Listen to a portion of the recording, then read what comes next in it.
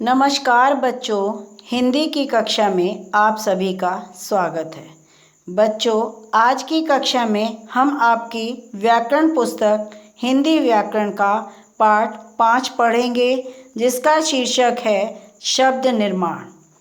तो शब्द निर्माण अर्थात बच्चों, शब्दों का निर्माण किस प्रकार से होता है, इसमें हम यही बताएंगे।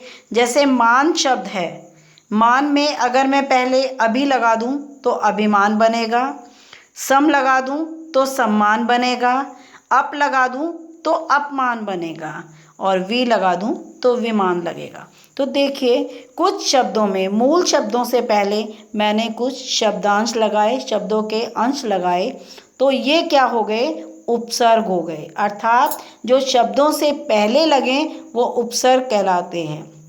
तो बच्चों, आज के हमारे अध्ययन का विषय भी आपका पाठ 5 उपसर्ग ही है। तो जब हम किन्हीं शब्दों से पहले कुछ अलग अलग शब्दांश जोड़ देते हैं और उनके अर्थ अलग अलग होते हैं, तो जुड़ने के बाद वो उस शब्द के अर्थ में परिवर्तन कर देते हैं। जैसे मान, अपने ऊपर गर्व, लेकिन अगर मैं अभिमान कर दूं इसका, तो इसका ही अर्थ जो है बदल जाएगा, अर्थात घमंड करना। इनकी क्या विशेषता होती है, इनका स्वतंत्र प्रयोग नहीं होता, केवल मूल शब्दों से पहले लगते हैं। उपसर्गों का हम स्वतंत्र रूप से प्रयोग, अर्थात इनका अपना कोई प्रयोग नहीं होता, बल्कि जब हम इनको मूल शब्दों के साथ लगा देते हैं तो इनका अर्थ इनके साथ निकलता है। इनसे नए शब्दों का निर्माण होता है। जब किसी भी मूल शब्द में हम इनको लगा देते हैं तो उससे नया शब्द बनता है, उसका नया अर्थ निकलता है। अब जैसे उपसर्ग है, आ से मैंने तक लगा दिया तो क्या हो गया, आजीवन आक्रमण। अर्थात इसका अर्थ क्या होगा, आ का तक या समेत। अब आजीवन का मतलब जीवन भर, आक्रमण समेत हमला करना। अब प्रय है, प्रय से इसका मतलब क्या है, अधिक और आगे। प्रहार वार करना और प्रचार किसी चीज़ को बढ़ाना, उसका विशेष प्रचार करना। प्रति सामने होता है, प्रति इसमें एक में मैंने लगाया तो प्रत्येक हुआ और निधि में लगाया तो प्रतिनिधि हुआ। स्व में, देश में अगर मैं लगाऊं तो स्वदेश और स्वाभिमान। तो वे शब्दांश जो शब्द के प्रारंभ में लगकर शब्द के अर्थ में विशेषता या परिवर्तन ला देते हैं, वो क्या कहलाते हैं, उपसर्ग कहलाते हैं। अर्थात उपसर्ग क्या है, किसी भी शब्द से पहले लगते हैं और लगने के बाद उसके अर्थ में और उसके रूप में परिवर्तन ला देते हैं। उपसर्ग के भेद 4 हैं, संस्कृत के उपसर्ग, हिंदी के उपसर्ग, उर्दू के उपसर्ग और संस्कृत के अव्यय उपसर्ग। तो ये 4 भेद बताए गए हैं। एक तो होते हैं जो संस्कृत के उपसर्ग होते हैं, दूसरे जो हिंदी भाषा के होते हैं, तीसरे उर्दू भाषा के, और जो चौथे हैं वो संस्कृत के अव्यय होते हैं। अर्थात अविकारी शब्द जो होते हैं वो संस्कृत के, वो उपसर्ग से पहले लगते हैं। तो बच्चों, हमने आज उपसर्ग के बारे में पढ़ा कि उपसर्ग का प्रयोग हम किसी शब्द से पहले करते हैं, अर्थात उसको हम शब्द से पहले लगाते हैं, और इसके 4 भेद भी बताए। अब भेदों के विस्तृत रूप में हम जानकारी अगले अध्याय में करेंगे। अब शब्द निर्माण का दूसरा पार्ट है प्रत्यय। क्या है, प्रत्यय। प्रत्यय का अर्थ है पीछे लगने वाला, अर्थात जब किसी मूल शब्द के पीछे जो शब्दांश लगते हैं वो प्रत्यय कहलाते हैं। जैसे दुकान है, अगर मैं उसके बाद में लगाऊं दार। सब्जी है, सब्जी के पीछे मैंने लगाया वाला।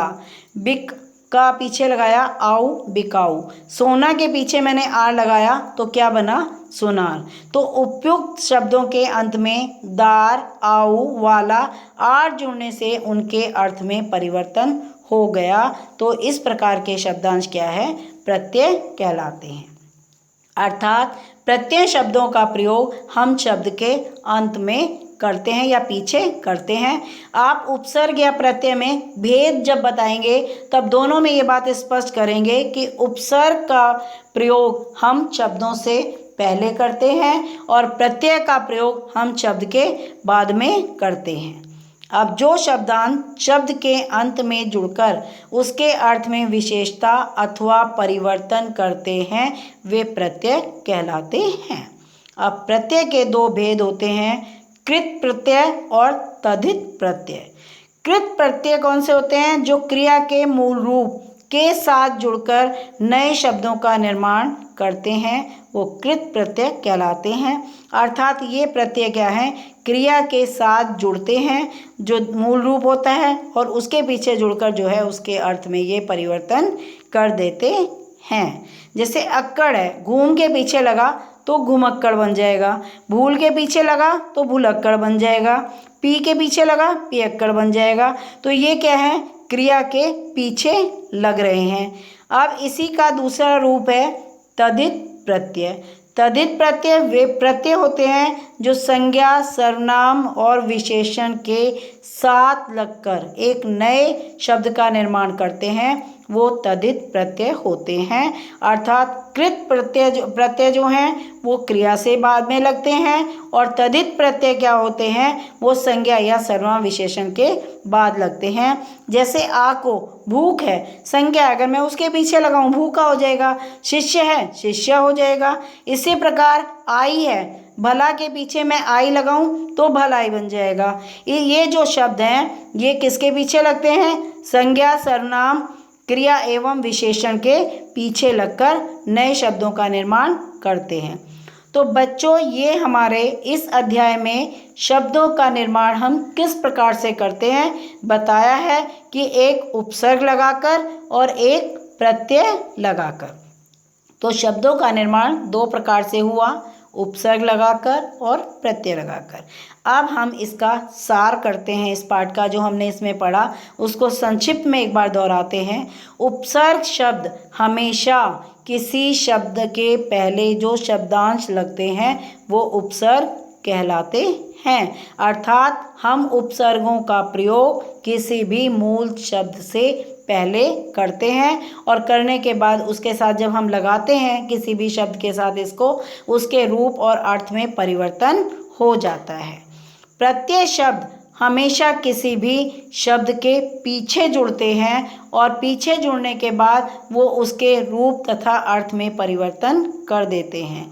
यदि हम क्रिया के साथ प्रत्यय लगाते हैं तो वो कृत प्रत्यय कहलाते हैं, और जब हम संज्ञा, सर्वनाम और विशेषण के साथ मिलकर इनका प्रयोग करते हैं तो वो तद्धित प्रत्यय कहलाते हैं। तो बच्चों, ये आज हमने इस अध्याय में पढ़ा कि उपसर्ग क्या होते हैं, प्रत्यय क्या होते हैं। आप अब उपसर्ग और प्रत्यय को एक बार दोहराएंगे और उस परिभाषा को अपनी नोटबुक में लिखेंगे। तो धन्यवाद बच्चों, आज का पाठ हम यहीं समाप्त करते हैं। कल की कक्षा में हम इस पाठ की अभ्यास को करेंगे, उसको आप जब तक एक बार और दोहरा लें। धन्यवाद बच्चों, नमस्कार।